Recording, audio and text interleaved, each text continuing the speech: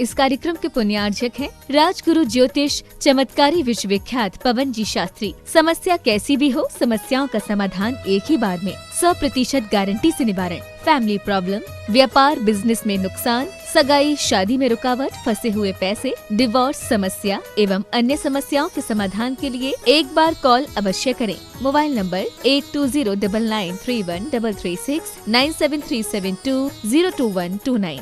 Branch Hyderabad एवं Mumbai www.rajguruastrologer.com।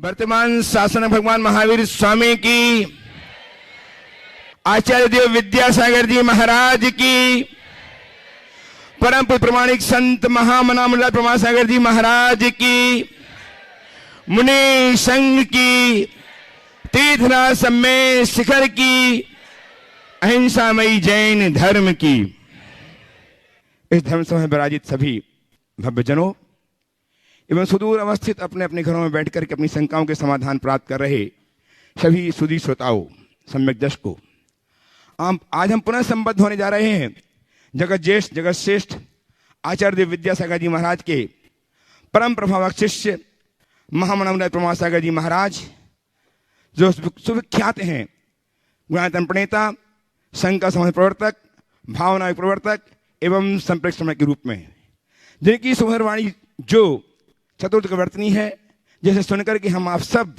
अपने जीवन की जिज्ञासा को उन्नत कर पा रहे हैं, ऐसे गुरुदेव के चरणों से हम जुड़े। उसके पूर्व मैं चाहता हूं कि हम सब गुरुदेव का आशीष प्राप्त करें। अतः मेरे साथ उच्चारिए नमोस्तु महाश्री, नमोस्तु महाश्री, नमोस्तु महाश्री। गुरुदेव का मानस चित्र गुणायतन कुछ ही माह लोकार्पित होने वाला है, जिसे देखकर हम प्रसन्न ही नहीं अति प्रसन्न होंगे, और जो जैन धर्म को, जैन संस्कृति को सुरक्षित ही नहीं संवर्धित करने वाला है, ऐसा गुणायतन लोकार्पित होने वाला है, जिसमें कारण बने आपका उदात्त भाव। आज भी बहुत सारे लोगों ने अपनी उदात्तता का परिचय देकर के गुणायतन से संबद्ध होकर के जीवन को धन्य किया है। मैं इन्हें बुलाऊं उसके पूर्व मैं चाहता हूं कि आप सब जो आज तक गुणायतन से नहीं जुड़े हैं, अपने जुड़ने के भाव को बनाएं, गुणायतन कार्यक्रम में संपर्क करें और गुणायतन से जुड़ करके जीवन को गौरव प्रदान करें।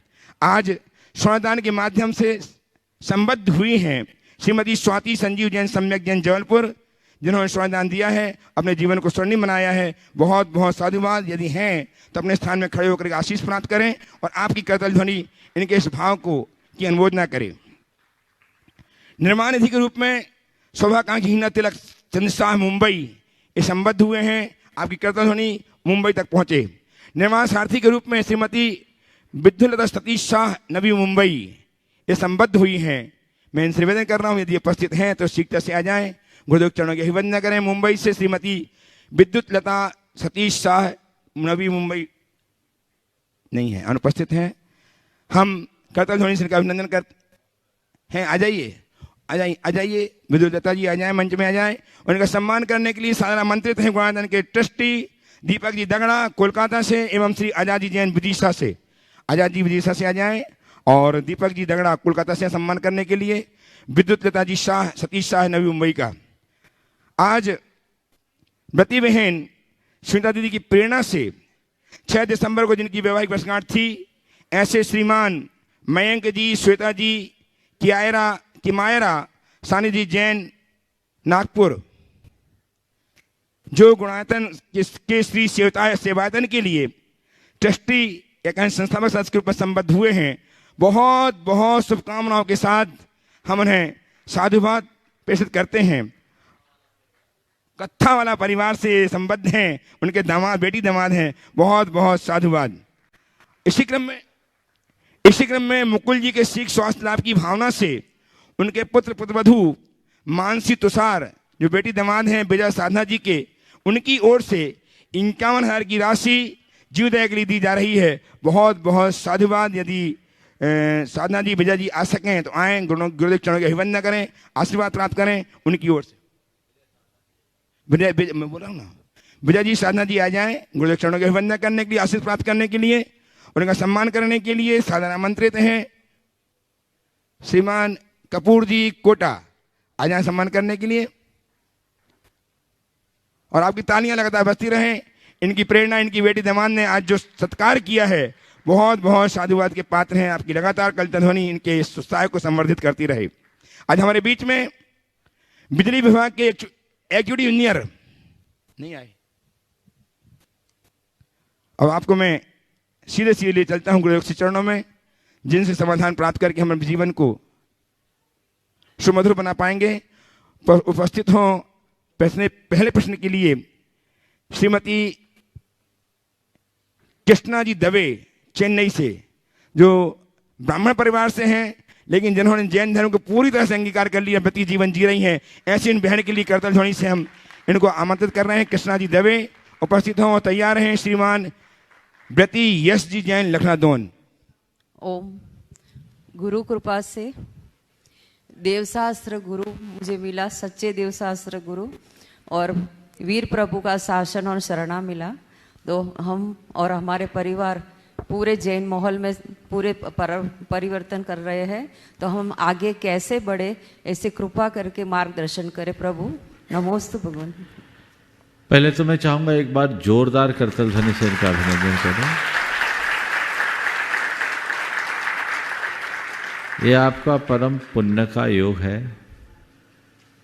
कि आपके हृदय में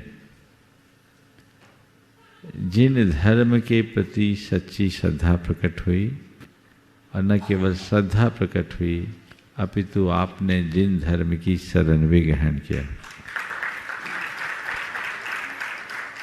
मैं आपसे केवल इतना ही कहना चाहूँगा, आत्मा के स्वरूप को जानकर जो मार्ग आपने पहचाना है और पकड़ा है, बस उस पे बढ़ते जाना है, पीछे नहीं मुड़ना है। ये लक्ष्य लेकर चले, आगे चलना है, आगे बढ़ना है। व्रती जीवन बन रहा है, आगे महाव्रती बने, ये लक्ष्य लेकर के चलेंगे।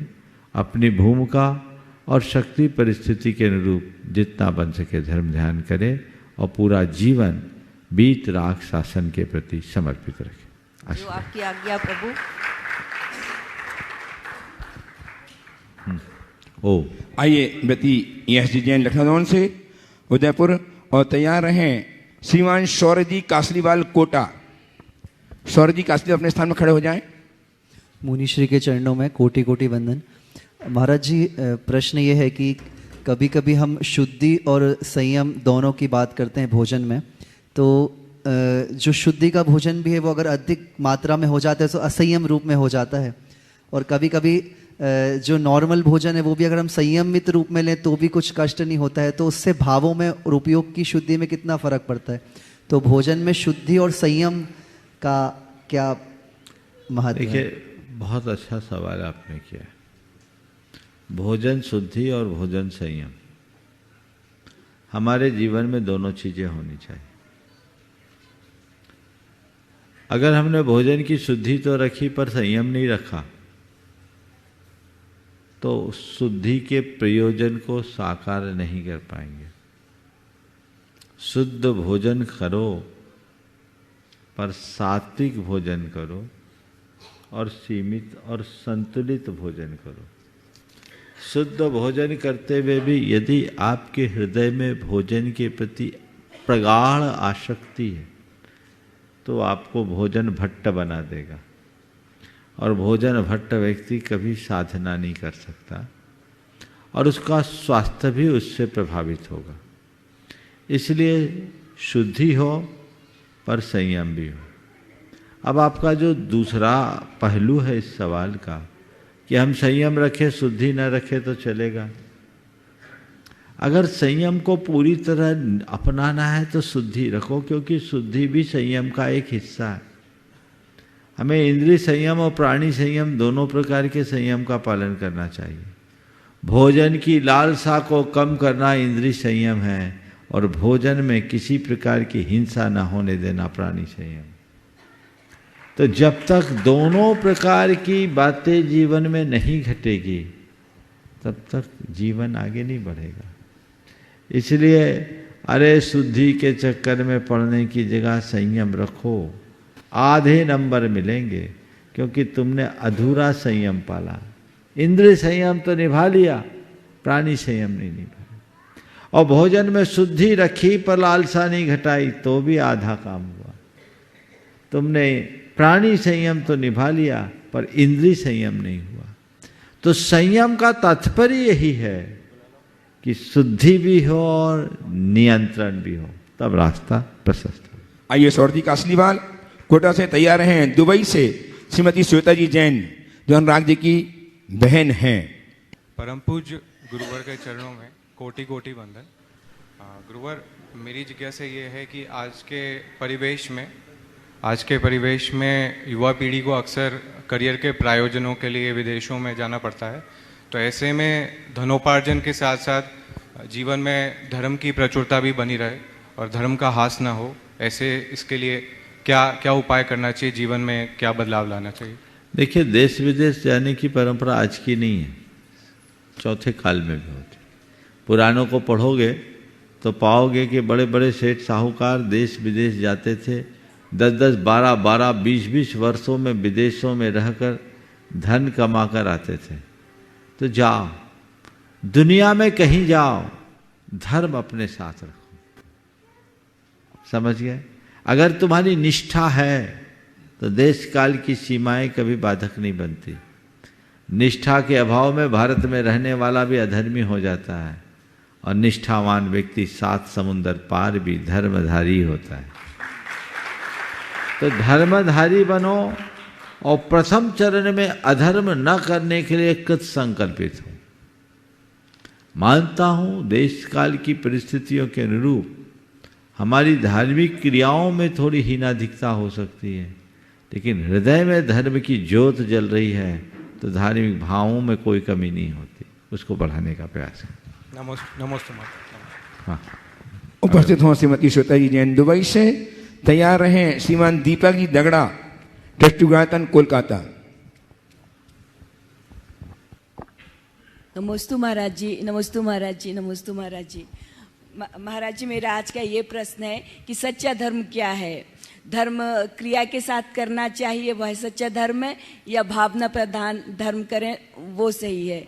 क्योंकि अधिकतर देखा जाता है जो बहुत क्रिया के साथ धर्म करते हैं वो भावों में बहुत कसाय रखते हैं, और जो क्रिया से दूर रहते हैं वो भावों से उदार होते हैं। तो महाराज जी मार्गदर्शन करें कि क्रिया के साथ धर्म करते हुए भी भावों में पवित्रता कैसे लाएं, भाव में उदारता कैसे लाएं? आपका सवाल 2 पहलुओं से जुड़ा हुआ है।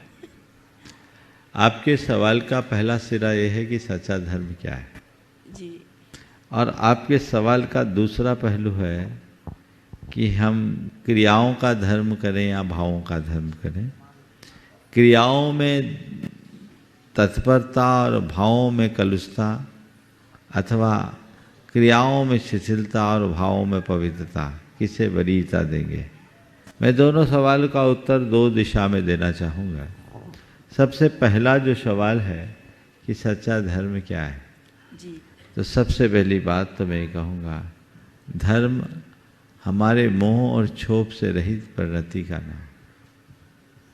दूसरे शब्दों में अगर मैं कहूँ तो धर्म हमारे अंतस्करण की पवित्रता का नाम है, और अंतस्करण की पवित्रता के लिए जो हम धार्मिक क्रियाएं करते हैं वह केवल बाहर का साधन है। हम क्रियाओं को धर्म न माने, धर्म के लिए क्रियाएं करें। हमारे जितनी भी धार्मिक क्रियाएं हैं वो धर्म नहीं है, धार्मिक भावनाओं के उद्दीपन का साधन है। धार्मिक क्रियाओं को संपन्न करने से यदि हमारे हृदय में पवित्रता आती है तभी हम उन्हें धर्म कह सकेंगे, अन्यथा वह एक कर्म कांड का ही रूप लेगा। कोरे कर्म कांड या क्रिया कांड का तब तक कोई परिणाम नहीं होता जब तक हम उसके प्रयोजन को आत्मसात करने में समर्थ नहीं होते। तो क्रिया धर्म नहीं है, क्रिया धर्म के भाव को उद्दीपित करने का एक साधन है। साधन को साधन की तरह अपनाएं, उन्हें साध्य न बनाएं। महाराज जी आपने बहुत अच्छा कह दिया। तो कल से हम धर्म की जो थोड़ी बहुत क्रियाएं करते थे उसे भी छोड़ देंगे तो और नीचे चले जाओगे। धर्म की क्रिया करने के बाद भी धर्म नहीं कर पा रहे हो तो धर्म की क्रिया छोड़कर कौन सा धर्म करोगे? मन तो पाप में रम जाएगा। धर्म की क्रिया करते समय भी धर्म क्यों छूटता है? हमारे मन के दूषित संस्कारों के कारण भगवान की पूजा करते हुए भी मन इधर उधर डोलता है, भटकता है। ये हमारे संस्कारों का कुफल है, उसे हमें जीतना है। हम अपनी धार्मिक भावनाओं को जितनी पक्की बनाएंगे, धीरे धीरे उन चीज़ों को हम उतनी आसानी से जीत सकेंगे। और अगर उन क्रियाओं को ही छोड़ देंगे तो मतलब कुछ नहीं निकलेगा। समझ गए? कपड़ा गंदा है, साफ करने के लिए साबुन घिसना पड़ता है। साबुन घिसने से मैल छूटता है।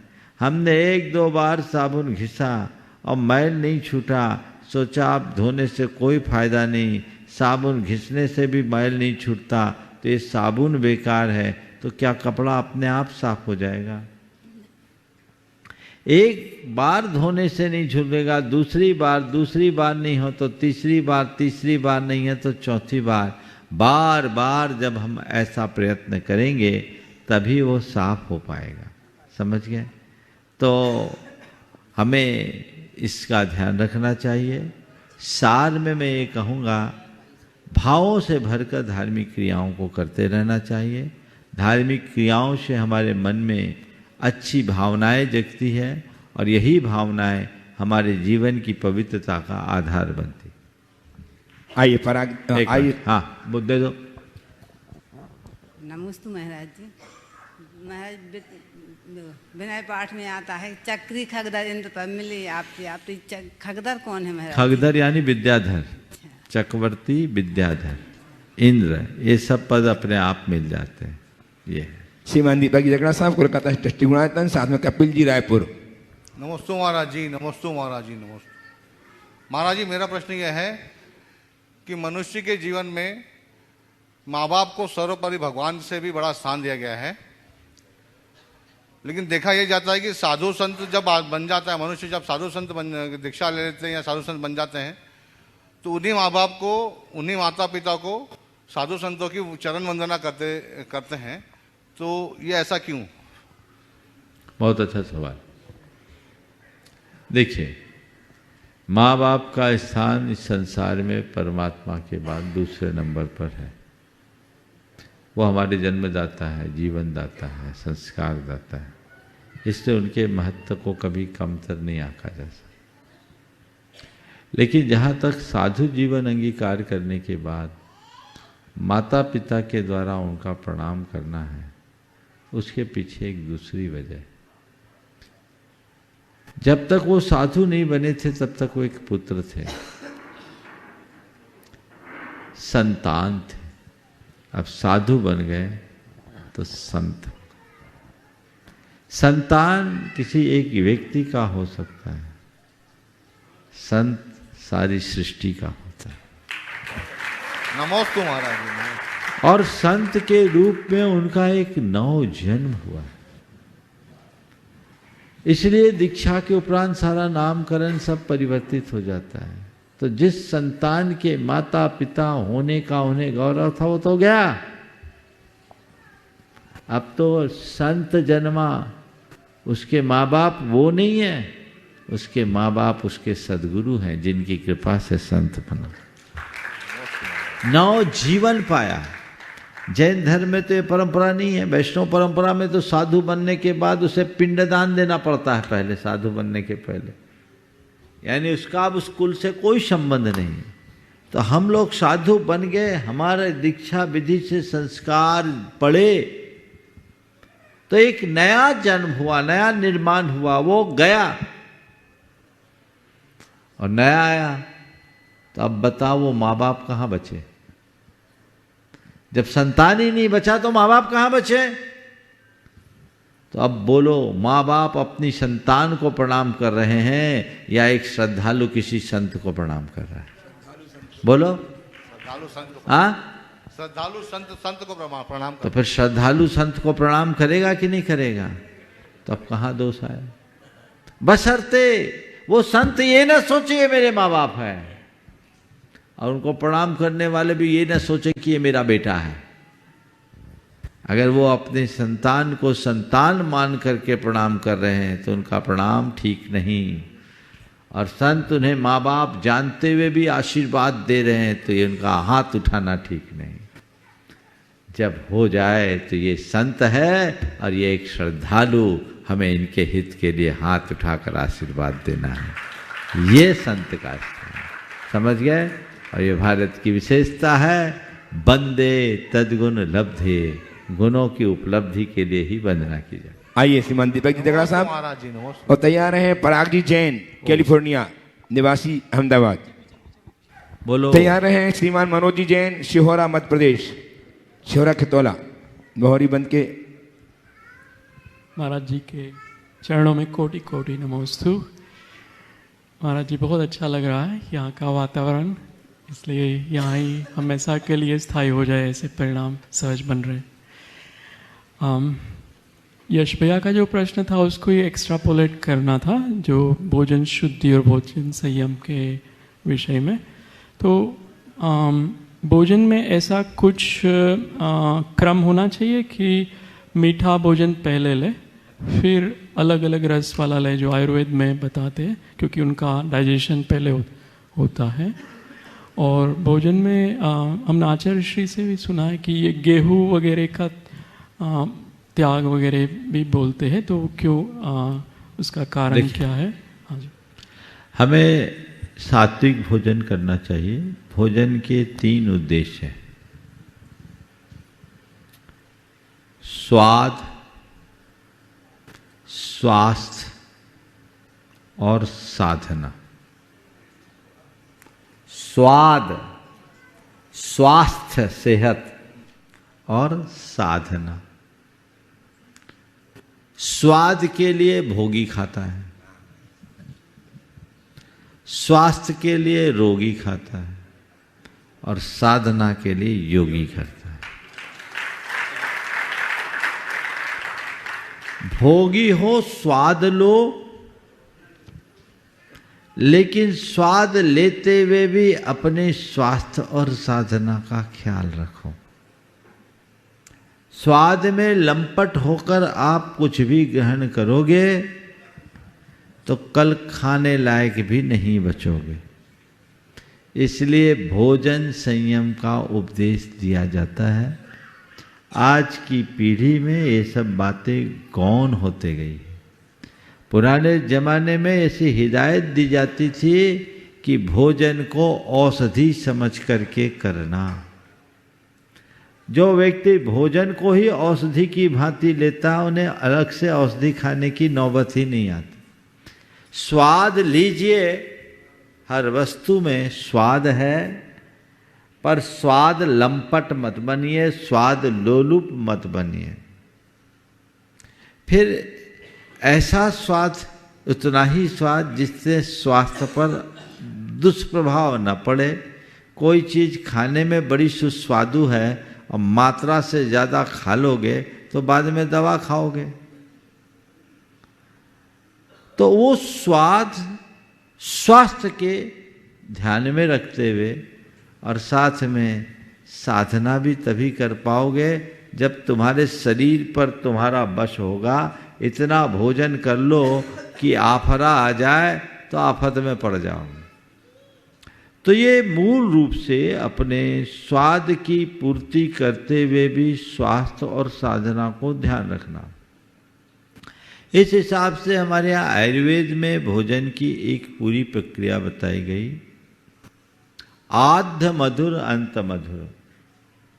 भोजन की शुरुआत मधुर रस से करो और भोजन के अंत में कोई मधुर रस लो। उससे वात पित्त कफ ठीक रहता है। ये स्वस्थ व्यक्ति के लिए है। अब आज के समय में तो बहुत सारे डाइटिशियंस हैं, वो आपको जैसा परामर्श दे उस अनुरूप भोजन लीजिए, क्योंकि 40-45 पार करने वाले ज़्यादातर लोग की लिपिड प्रोफाइल बिगड़ी मिलती है और ज़्यादातर लोग डायबिटिक होते जा रहे हैं। तो उनके लिए तो उसी हिसाब का भोजन करना चाहिए जिससे गाड़ी संतुलित हो, और विशेषज्ञों की राय लेकर भोजन करना चाहिए।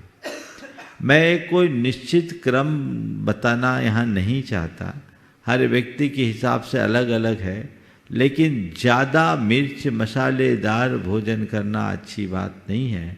सात्विक आहार सुख का आधार, इस सूत्र को आत्मसात करके चलना चाहिए।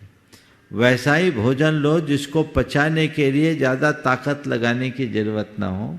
जब शरीर को भोजन पचाने में शक्ति खपानी पड़ती है तो हमारी अपनी शक्ति कमज़ोर होने लगती है। इसलिए वैसा ही भोजन लीजिए जो आसानी से पच सके, ये प्रयास सबको करना चाहिए। आचार्य महाराज ने जो गेहूं का प्रयोग न करने की सलाह दी या कम करने की सलाह दी, ये तो पूरे विश्व में चल पड़ा है। अब मिलेट्स की बात आने लगी। हमारे देश में मोटा अनाज लोग गरीबों का अनाज मानते थे। सबको पता है गेहूं में ग्लूटीन की मात्रा बहुत ज़्यादा होती है, वो नुकसानदायक और भी बीमारियों का कारण है। डायबिटीज, कैंसर और अन्य बीमारियों से बचने के लिए ऐसा परामर्श है कि मोटा अनाज खाइए, और मोटा अनाज हमारे शरीर के, हमारी प्रकृति के ज़्यादा अनुकूल है, तो हमें उनका सेवन करना चाहिए। और कुछ दिन प्रयोग करके देख लीजिए। अगर प्रयोग करके देखेंगे आपका वजन भी नियंत्रित होगा और अन्य बातें भी उसमें ठीक होगी। इसलिए अगर आचार्य महाराज ने कहा है तो वो ने वही कहा है जो आज विशेषज्ञ कहते हैं। जी महाराज जी। और आइए श्रीमान मनोज कुमार जी जैन सिहारा से, और तैयार रहे श्रीमान डॉक्टर संदीप जी, शरण जी, संजीव जी, प्रदीप बड़कुर जी, समस्त कटनी जौलपुर करडी परिवार।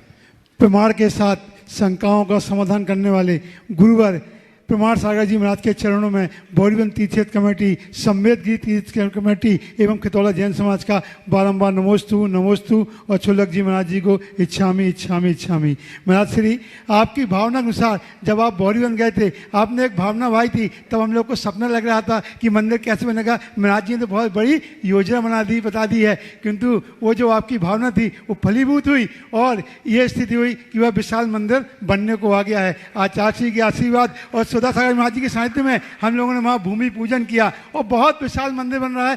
कहते हैं कि कुंडलपुर का लघु रूप यदि देखने मिलेगा तो वह बौरीबंद में मिलेगा। महाराज श्री आपकी भावना थी और आपने हम लोगों को मार्गदर्शन दिया था, किंतु महाराज श्री एक समस्या थोड़ी आती है, क्योंकि मैं वहाँ कमेटी में कोषाध्यक्ष भी हूँ, तो जहाँ लोगों ने दान बोला है, दान तो लोग बोल देते हैं, और मेरी भी आदत है कि मैं यदा कदा फ़ोन लगाता रहता हूँ। जिस दिन वो बोलते हैं तो उसके 2-4 दिन बाद फ़ोन लगा देता हूँ कि आपने अमुक अमुक राशि बोली थी, किंतु वो दान आपने अभी तक नहीं भेजा, कृपया कर दान भेज देवें। तो कभी कभी जवाब कुछ अच्छे मिलते हैं, कहीं कहीं ऐसा भी जवाब मिल गया कि हमने आपसे कोई उधार नहीं लिया है, हमने दान दिया है, हम दान दे देंगे, आप बार बार फ़ोन मत किया करें। तो महाराज श्री मैं चाहूँगा आपके द्वारा कि इसका समाधान कैसे निकले कि हमारा कमेटी का भी काम हो जाए और दानदाता को भी खराब ना लगे। महाराज जी इसमें मार्गदर्शन देने की कृपा करें। यह बीमारी सब जगह है, सभी इससे प्रभावित है। इस संदर्भ में मैं 2 बातें कहूँगा। पहली बात तो जो दानदातार है उसको दान देने के बाद सामने वाला मांगे नौबत ही नहीं आने देने चाहिए। हमने कोई कमिटमेंट किया है तो हम उस कमिटमेंट को जल्दी से जल्दी पूरा करें, और कदाचित ऐसी व्यवस्था ना हो तो देने से पहले ये बोल दे कि ये अमाउंट हम इतने टाइम ड्यूरेशन में देंगे, और जो आपने कमिटमेंट किया है उस अवधि में वो राशि आप भेजें। पर चूंकि लोग बहुत व्यस्त रहते हैं, ध्यान से भी उचट जाता है और पैसा निकलता नहीं जल्दी से, तो साथ में कमेटी के लोगों से एक निवेदन भी कह दें कि एक निवेदन कर दें कि भैया आप रिमाइंडर दे देना तो हम पर बड़ी कृपा होगी। और ऐसे में कमेटी का फोन आए तो उन्हें आभार व्यक्त करे कि भैया आपने याद दिलाया, हमें एक बहुत बड़े पुण्य का अवसर दिया, इसके लिए धन्यवाद। आपके निमित्त से हम पाप से बचे, बहुत बहुत आभार। और इस भाव से पैसा चुकाने का प्रयास करना चाहिए। कमेटी वाले को जिसने जो कमिटमेंट किया है उस अवधि में तकादा नहीं करना चाहिए, केवल स्मरण दिलाना चाहिए कि आपका डेट आ गया।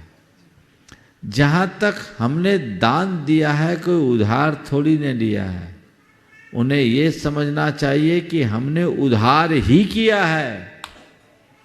दान दिया यानी पुण्य लिया। और कैसे लिया? उधार में। क्या लिया? आप बाजार से कोई सामान ले आओ, पैसा नहीं चुकाओ तो उधार कहलाएगा कि नगद? हाँ? तो जिससे आपने सामान लिया आप उसके देनदार हुए कि नहीं हुए? बोलो। हाँ? तो तुमने किसी धर्म के कार्य के लिए किसी मंदिर, किसी ट्रस्ट, किसी संस्था में कोई दान दिया तो उससे पुण्य लिया कि नहीं लिया? और पैसा नहीं चुकाया तो उधारी हुई कि नहीं हुई? तो ये उधारी नहीं चुकाओगे तो तुम्हारा उद्धार होगा क्या? ये भार हो जाएगा। इसको उधार मानो और अपना उद्धार चाहते हो तो जल्दी से जल्दी चुकाओ। ये कहना बहुत बड़ी भूल है कि हमने दान दिया है, कोई उधार थोड़ी ना लिया है। अरे भैया उधार ही है। दूसरे की उधारी खाओगे तो एक भाव बिगड़ेगा और भगवान के दरबार की उधारी खाओगे भाव बिगड़ेगा। कई भावों में दारिद्र्य भोगना पड़ेगा। तुमने जबरदस्ती थोड़ी दिया, अपनी इच्छा से दिया, अपनी सम्मति से दिया, खुद रुचि पूर्वक उत्साह के साथ दिया है तो दिया तो पुण्य लिया। और उधार में पुण्य लोगे तो तुम्हारा बंटाधार होगा। इसलिए इस उधारी के अकाउंट को जल्दी से जल्दी पूरा करने का भाव रखना चाहिए। मैं बोहरी बंद के बहाने सारे देश के लोगों को बोल रहा हूं। सुभाष जी के चेहरे पे चमक आ गई कि आज तो हमारा सलूशन होगा जा रहा है। सब जगह का रोना ही। ये समझिए, कंसेप्ट देखिए। और जब तक आप अपनी अवधारणा ठीक नहीं बनाएंगे तब तक नहीं होगा। दातार को एक समय सीमा लेनी चाहिए और कोशिश करना चाहिए कि सामने वाले के मांगने से पूरी मैं दूं। और भले आपने समय सीमा लंबी ली है पर कोशिश करना ये चाहिए कि मैं जितनी जल्दी संभव उतनी जल्दी दे दूं। अगर कहीं दान बोले तब तक सब फालतू खर्च पर विराम लगाओ। जब तक ये दान न चुके तब तक चैन नहीं। ऐसा भाव जगाएंगे तो हमारा रास्ता विशेष रूप से प्रशस्त हो। नमोस्तुते जी। डॉक्टर संदीप जी, शयन जी, संजीव जी, प्रदीप जी बड़े को उपस्थित हो अपने स्थान में। उसके पूर्व इस धर्म सभा में आज अपनी श्रद्धा भक्ति अर्पित करने पहुंचे हैं बिजली विभाग के एग्जीक्यूटिव इंजीनियर श्रीमान मृणाल जी गौतम साहब। मैं उनसे निवेदन कर रहा हूं गुरुदेव चरणों में आए, उनकी अभिवंदना करें, आशीर्वाद प्राप्त करें। और इनका सम्मान करने के लिए गुवाहाटी के सीईओ साहब श्रीमान सुभाष जी जैन एवं परियोजना अधिकारी श्रीमान चंद्र कुमार जी जैन जबलपुर ये आएंगे। करतल ध्वनि आपकी लगातार बजती रहे, करतल ध्वनि होती रहने के लिए ये ऐसे व्यक्तित्व हैं जिनके माध्यम से प्रकाशित हो रहे हैं। हम इनके माध्यम से प्रकाश प्राप्त हो रहा है। इनका सम्मान कर रहे हैं गुवाहाटी के सीईओ श्रीमान सुभाष जी एवं श्रीमान चंद्र कुमार जी जैन परियोजना अधिकारी। तो उपस्थित हो स्नेहलता जी जैन ग्वारीघाट जबलपुर, अपने स्थान में खड़ी हो जाए। स्नेहलता जी उपस्थित हो जाए। महाराज एक आवश्यकता एक आया ऑनलाइन, बहुत जरूरी कर दूं प्रश्न ऑनलाइन है। आइए स्नेहलता जी उपस्थित हो। तैयार है नम्रता जैन पनागर। नमोस्तु महाराज जी, नमोस्तु महाराज जी, इच्छामी महाराज जी, इच्छामी महाराज जी। महाराज जी, जो औषधि के रूप में बनाई जाने वाली वस्तुएं हैं जैसे कि सौंठ, काली मिर्ची, लौंग और अजवाइन वगैरह, तो इनकी मर्यादा भी मसालों की जितनी रहती है कि उससे कुछ ज़्यादा दिन की रहती है? देखिए, कायदे से औषधि वगैरह एकदम बारीक पीस लिए तो मर्यादा उनकी लिमिटेड होनी चाहिए। अगर नमक मिला दिया तो, नमक नहीं मिला है तो उसको चलाया जा सकता। नमस्ते महाराज जी। नम्रता से उपस्थित हो जाएं और तैयार हैं गुणायतन के ट्रस्टी श्रीमान कालीदास जी जैन, जियागंज, पश्चिम बंगाल। ओम। नम्रता जी बोलिए। नमस्ते महाराज श्री। इच्छाई महाराज श्री। महाराज श्री कहते हैं असफलता ही सफलता की दूसरी चुनौती है, पर कई बार ऐसा होता है कि हम दृढ़ निश्चय आत्मविश्वास अपना खो देते हैं और हमारा जो दृढ़ निश्चय रहता है वो खंडित हो जाता है, मतलब हम अपना जो आत्मविश्वास है वो कम हो जाता है। तो ऐसे समय पर अपने आप को दृढ़ निश्चय कैसे बनाएं और अपने आत्मविश्वास को कैसे बढ़ाएं, कृपया समाधान करें। सबसे पहले सफलता के अर्थ को पहचानें। सफलता का मतलब क्या है? किसी निर्धारित लक्ष्य को पा लेना ही सफलता नहीं। कई बार व्यक्ति के साथ ऐसी विडंबना होती है कि किसी बड़े लक्ष्य को लेकर चलता है और उस लक्ष्य में स्थान सीमित होते हैं, उसे नहीं पा पाता तो अपने आप को असफल मान लेता है।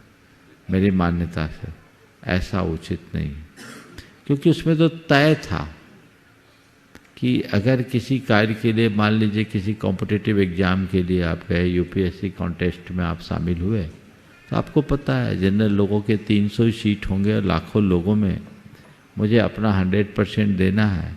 निकल गया तो निकल गया, तो जो 300, 500, 1000 निकले हैं उन्हें सफल मान लिया गया, बाकी सब विफल है क्या? नहीं है ना। तो हमें क्या करना चाहिए?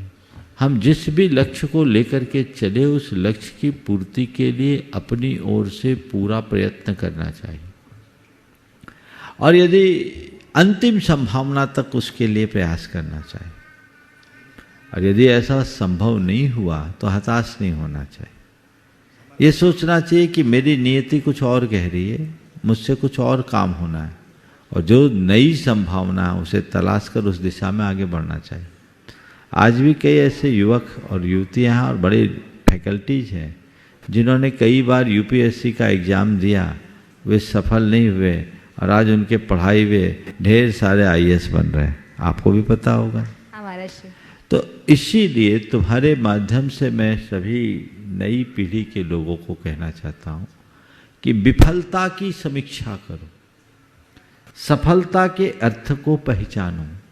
एक लक्ष्य की उपलब्धि का नाम ही सफलता नहीं, हर स्थिति में अपने आप को ढालने की सामर्थ्य लाने का नाम सफलता है।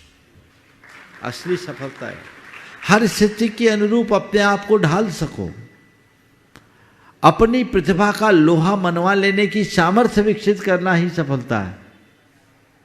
तो जहां रहोगे वहां सफल होगे और वो ध्यान में रहेगा तो कभी नकारात्मकता हावी नहीं होगी, हताशा हावी नहीं होगी, तो फिर आत्मविश्वास भी बना रहे। महाराज एक जिज्ञासा और थी छोटी सी। बस बेटा बस, कल बहुत लाइन। आइए उपस्थित हो कालिदास जी, जियागंज से, ट्रस्टी गुणायतन। तैयार हैं व्रती बहन बीना जी, नरेंद्र जी, धांधे जी, कोडरमा। नमस्तु नमस्तु नमस्तु। इच्छामी मुर्शिदाबाद दिगंबर जैन समाज की तरफ से सभी को नमस्तु नमस्तु नमस्तु। इच्छामी। मेरा सवाल ये है, राम और रावण की राशि एक है, कंस और कृष्ण की राशि भी एक है, लेकिन उसके जीवन की समानता नहीं है। तो मेरा सवाल ये है कि जीवन राशिफल क्या है और ज्योतिष का कोई माध्यम क्या है? भाग्य को, दूसरा सवाल ये है, भाग्य के द्वारा कर्म होता है या कर्म के द्वारा भाग्य होता है? देखिए, आपने ही अपने सवाल में इसका उत्तर दे दिया। राम, रावण, कृष्ण, कंस, महावीर, मरीच सब एक ही राशि के हैं, लेकिन काम अलग अलग। तो जब नाम एक है, काम अलग है, तो परिणाम भी अलग अलग। केवल राशिफल देखने से कुछ नहीं होता, हम अपने जीवन को सही रास्ते पे ले चले तो ही हम कुछ कर सकते।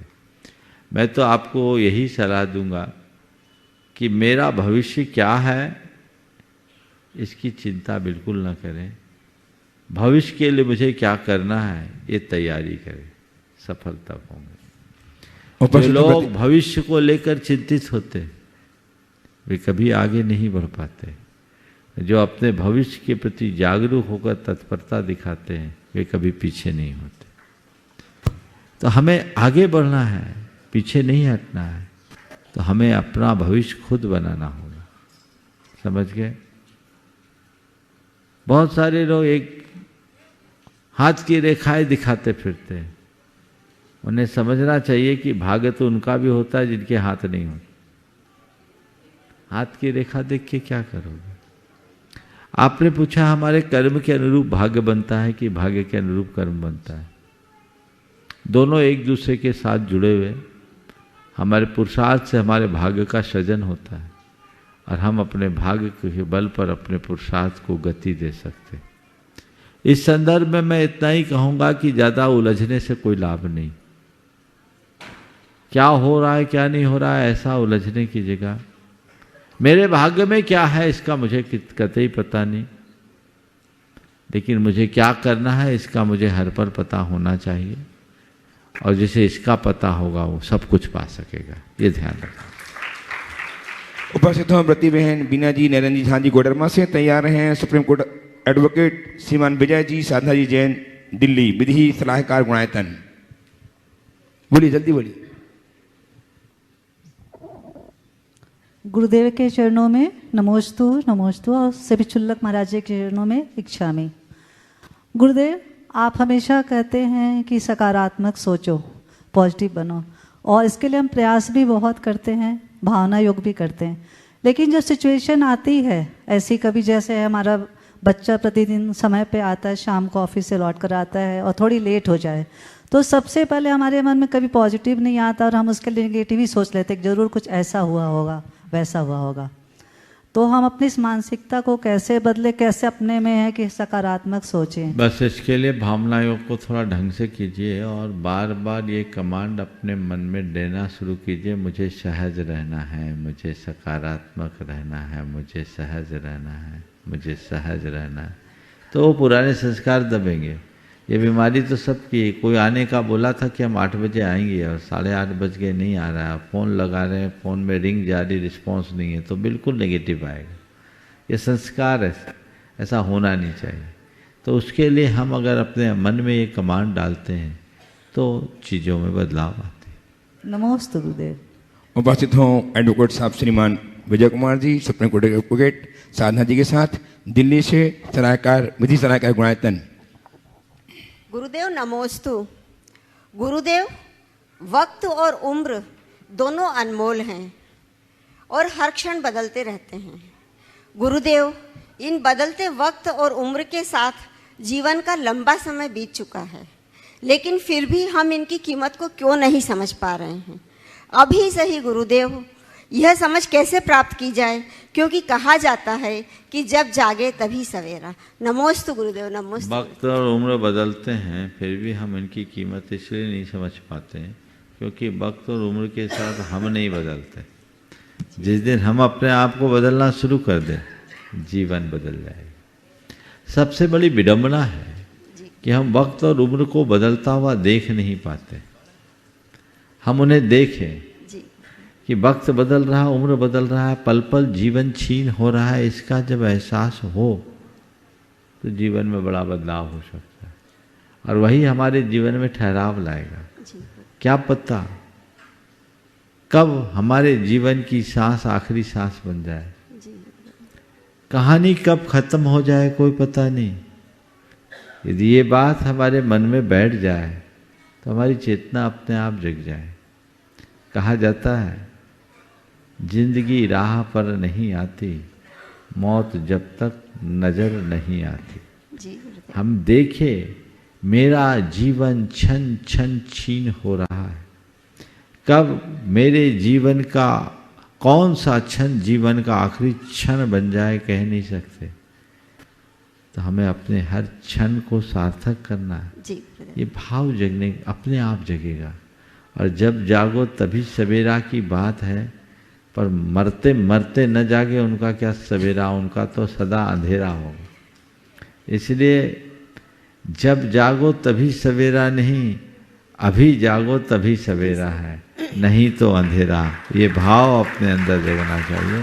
तो मुझे अभी जागना है, अब पीछे मुड़ के नहीं देखना है। एक बार राह मिल गई तो केवल आगे बढ़ना है। नमस्ते गुरुदेव।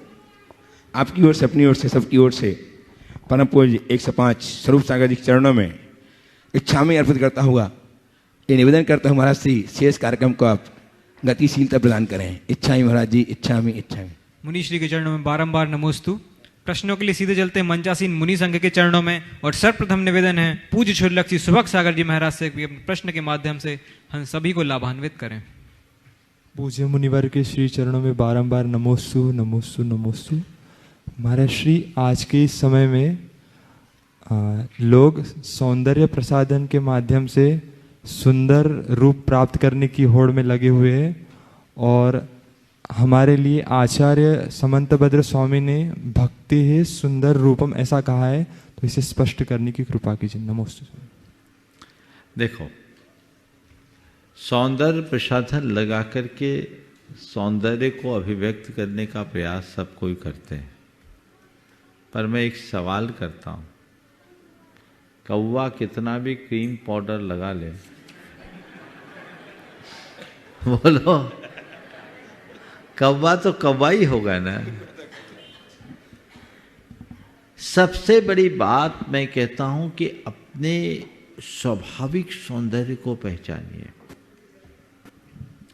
जिसको लोग अपने सौंदर्य की अभिव्यक्ति का आधार मानते हैं, मेरी दृष्टि में वो सब लीपा पोती है। बोले लीपा पोती है कि नहीं? अब देखो नेचर को, नेचर ने आपके नाखून को कितना अच्छा मैचिंग से बनाया। दुनिया में कोई नेल पेंट ऐसी मैचिंग दे सकता है? बोलो। और तुम काले पीले नीले पोत पात के उसको खराब करते हो। हाँ? किसी ने बहुत अच्छी बात कही, क्या जरूरत है सजने की जब कुदरत ने तुम्हें सजाया? क्या जरूरत है सजने की जब कुदरत ने तुम्हें सजाया? देखो कितना सुंदर लगता है चांद बेगहने। देखो कितना सुंदर लगता है चांद बेगहने। चांद ने कोई ज्वेलरी पहनी क्या? चांद ने कहीं फेशियल कराया है क्या? चांद कहीं ब्यूटी पार्लर गया क्या? और ये बोलो, प्रकृति के आश्रित रहने वाले प्राणियों के सौंदर्य के आगे किसी का सौंदर्य टिकता है? मोर सुंदर लगता है? लगता है कि नहीं लगता? उसने कुछ किया? हर प्राणी सुंदर लगता है। सौंदर्य तो तुम्हारे अंदर स्वाभाविक है, बशर्ते उसका बोध हो। और सबसे बड़ी बात समझने की ये है कि तन सुंदर हो या ना हो, मन सुंदर होना चाहिए। प्रकृति ने तुम्हें जो तन दिया वो अपने आप में सुंदर हो असुंदर हो, जैसा है उसे बदला नहीं जा सकता, लेकिन सुंदर कर्म करके तुम बहुत कुछ कर सकते हो। असली सौंदर्य तो वही है। इस धरती पर ऐसे अनेक लोग हुए जिन्हें शरीर से सौंदर्य नहीं था, पर आज सारे मानव जाति के आदर्श बने हैं। अष्टावक्र इसके श्रेष्ठतम उदाहरण है, जिनका शरीर 8 जगह से वक्र था, लेकिन वे इस धरती पर एक महान आदर्श के रूप में स्थापित हुए। हुआ ना? तो तन का क्या श्रृंगार किया, मन श्रृंगारो तो मैं जानूं। तो मन को श्रृंगार करने की, मन का श्रृंगार करने की बात सोचनी चाहिए। आपने जो कहा है कि शास्त्र तो कहते भक्ति से सुंदर रूप मिलता है। निश्चित आज जिन्हें सौंदर्य की प्राप्ति हुई है उन्होंने कभी भक्ति की होगी, इसलिए सुंदर और निरोगी तन पाया है। आज तुम भक्ति करोगे, तुम्हारा जीवन सौंदर्य से अपने आप भर जाएगा, क्योंकि भगवान के प्रति समर्पित पल ही जीवन को सुंदर बनाते हैं। ये हमें ध्यान में रखना चाहिए। और फिर आपको प्रसाधन की सामग्री का प्रयोग करना है कीजिए, मुझे उससे कोई आपत्ति नहीं है, पर एक वाक्य कहूँगा, अपने श्रृंगार के लिए किसी का संहार मत करो। खुद के श्रृंगार के लिए किसी का संहार मत करो। औरों के संहार के मूल्य पर श्रृंगार करोगे तो तुम्हारा संहार अवश्यम भावी है। इसे कभी भूलना नहीं चाहिए। इसलिए इस बात को ध्यान में रखे और जीवन के को उसी अनुरूप आगे बढ़ाने की चेष्टा करें। निवेदन है पूज्य झुल्लक से चिद्दूप सागर जी महाराज से कि हमारी ज्ञान वृद्धि हेतु अपना प्रश्न प्रेषित करें। पूज्य मुनिवर के चरणों में बारंबार नमोस्तु। महाराज जी, जल के प्रायः 3 रूप देखने मिलते हैं। जल के 3 रूप देखने मिलते हैं, ठंडा जल, गर्म जल और बर्फ के रूप में। बर्फ स्पर्श में ठंडा होता है पर प्रकृति गर्म होती है। गर्म जल स्पर्श में गर्म होता है लेकिन प्रकृति उसकी ठंडी होती है। लेकिन शीतल जल अंदर और बाहर दोनों से शीतल होता है। तो व्यक्ति अपने स्वभाव को किस तरह शीतल जल की तरह अंदर और बाहर से एक जैसा करे, कृपया समझाएं। देखिए, शीतल जल की तरह अंदर बाहर एक जैसा होना चाहिए, तभी होगा जब उसमें कोई बाहरी तत्व ना आए। बर्फ बनता है कब? जब उसे लो टेम्परेचर में भी लग जाता है। पानी उबलता है कब? जब आँच का संसर्ग आ जाए। लेकिन शीतल जल तब शीतल होता है जब वो अपने स्वभाव में रमा रहता है। मनुष्य जब बाह्य बातों और बाह्य संयोगों से प्रभावित होता है, उसका स्वाभाविक रूप नष्ट हो जाता है, और जब वो उनसे अप्रभावित होता है तभी उसका स्वाभाविक स्वरूप प्रकट होता है। तो अपने जीवन में उस सहजता और स्वाभाविकता को उद्घाटित करने के लिए हमें पर से अप्रभावित रहने की क्षमता विकसित करनी चाहिए। उपस्थित हों व्रती बहन शकुन दीदी सागर से ट्रस्टी गुणायतन, और तैयार रहें शुभी जैन, भागचंद जी जैन, ककरवाहा, टीकमगढ़। नमोस्तु गुरुवर, समस्त शुल्लक संकुल इच्छामी महाराज जी। महाराज श्री,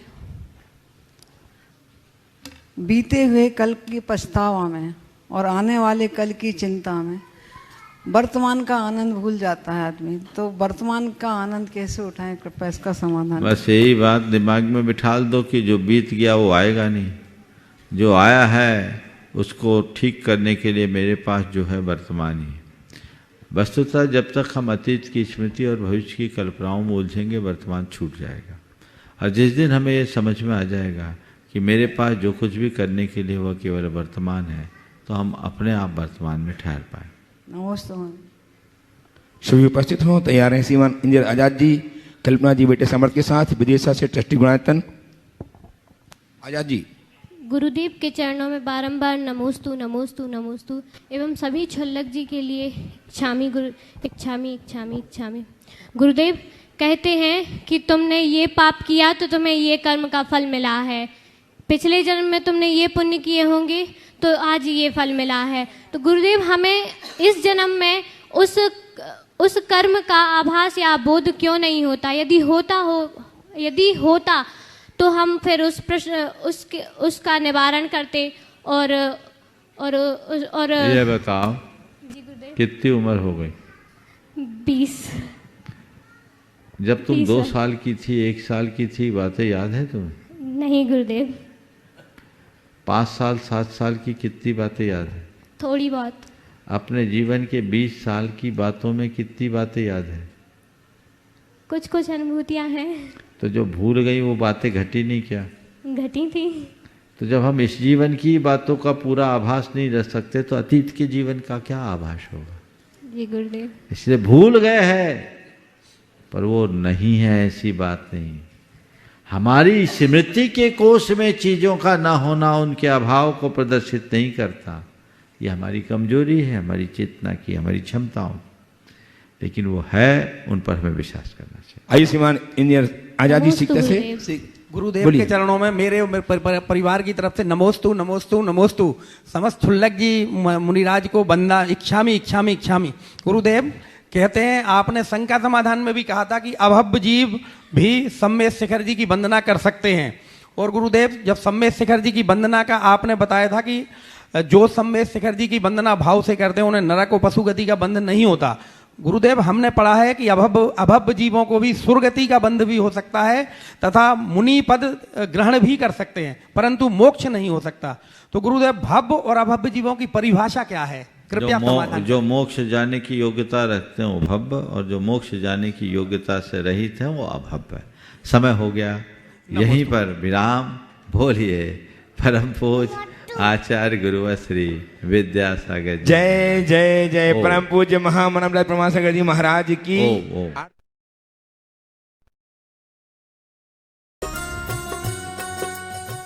इस कार्यक्रम के पुण्यार्चक थे राजगुरु ज्योतिष चमत्कारी विश्वविख्यात पवन जी शास्त्री। समस्या कैसी भी हो, समस्याओं का समाधान एक ही बार में, 100% गारंटी से निवारण। फैमिली प्रॉब्लम, व्यापार बिजनेस में नुकसान, सगाई शादी में रुकावट, फंसे हुए पैसे, डिवोर्स समस्या एवं अन्य समस्याओं के समाधान के लिए एक बार कॉल अवश्य करें। Mobile number 8209931336 9737202129।